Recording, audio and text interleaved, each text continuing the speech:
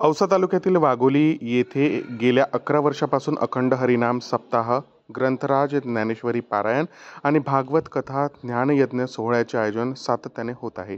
यावर्षी या सप्ताहाला आज उत्साहात सुरुवात झाली असून साध्वी आरतीताई शिंदे श्रीरामपूर यांच्या श्रुश्राव्य वाणीतून भाविकांना भागवत कथा ऐकण्याची संधी मिळणार आहे। या सप्ताहात काकड आरती, विष्णू सहस्त्रनाम, ज्ञानेश्वरी पारायण, गाथा भजन, हरिपाठ तसेच हरिभक्तपरायण मारुती महाराज हरंगुळकर, हरिभक्तपरायण बंडा महाराज अलगवाडीकर यांच्यासह इतर मान्यवरांच्या कीर्तनांचे आयोजन करण्यात आले आहे। शेवटच्या दिवशी हरिभक्तपरायण भुजन महाराज तळणी मोहगाव यांच्या काल्याचे कीर्तन होणार आहे।